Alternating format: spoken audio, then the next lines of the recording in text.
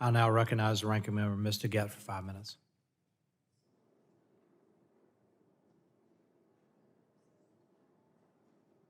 Thank you, Mr. Chairman. So as all of you know, I've got one of the bills in this hearing today about workforce. And I talked to our government witnesses about the workforce issues. They're not just limited to the safety concerns, but also to the NRC's ability to process applications. So I'm curious to know what our panelists think about this. I'll start with you, Ms. Toth. In your view, how will the NRC's workforce challenges impact the industry? Sure, thank you for the question.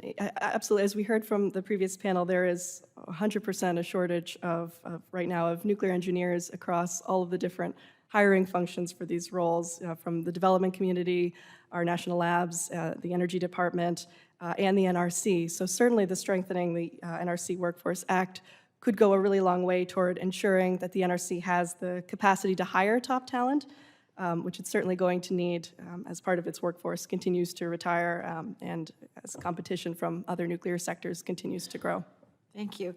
I guess I'd like to ask the rest of the panel, too. Outside of the regulatory workforce, what steps do you think we need to do to bolster the nuclear workforce that will help us meet anticipated growth in nuclear and ensure the highest levels of safety?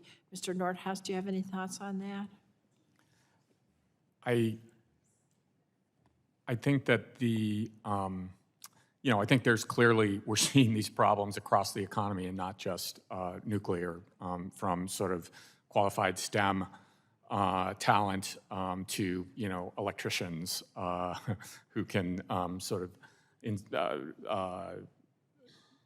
build the infrastructure, install the infrastructure that we're talking about, particularly in the sort of post-IRA with significant incentives to sort of scale up these technologies, and I think nuclear is sort of basically... So you think significant incentives is an answer? Yeah, correct. Ms. Korsnick? Yeah, thank you. Well, for one, I think we can redeploy some of the talent that we have on the fossil fuel side of the house. We did an analysis, or an analysis was done on using workforce that are currently at coal plants, and it demonstrated that 75% of the folks that work in coal facilities could work at nuclear facilities. And so I think there's a wonderful synergistic effect as we are closing down some of the fossil fuel plants to redeploy that talent and save a lot of towns that depend on that talent. Also, we can create partnerships with unions. We have a wonderful relationship with the unions who have fantastic apprenticeship programs. So we don't just need nuclear engineers.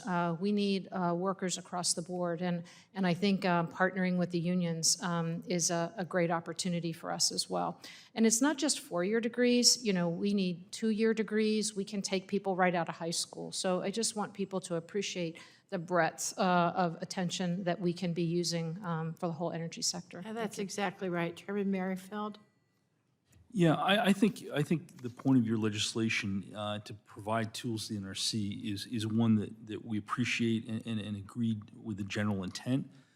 As I mentioned in my testimony, I actually think perhaps having it focused more along the lines of the Securities and Exchange Commission rather than the FERC legislation would probably be my recommendation.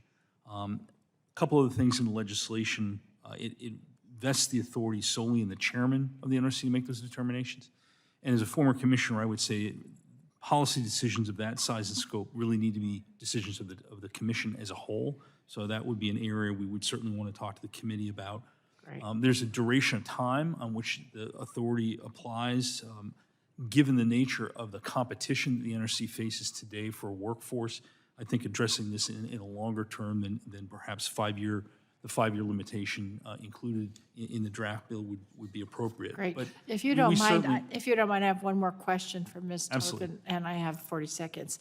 I wanted to ask you, Ms. Toth, if you could elaborate on the concerns you mentioned with respect to the Efficient Nuclear Licensing Hearings Act, and in particular, whether you think these hearings are a critical tool for ensuring public health and safety. Certainly, thank you, Ranking Member. I think it's super important that as we move forward here with the licensing of new reactor designs, we continue to maintain that level of commissioner oversight and the mandatory hearings. Thank you. Thank you very much, Mr. Chairman. I yield back.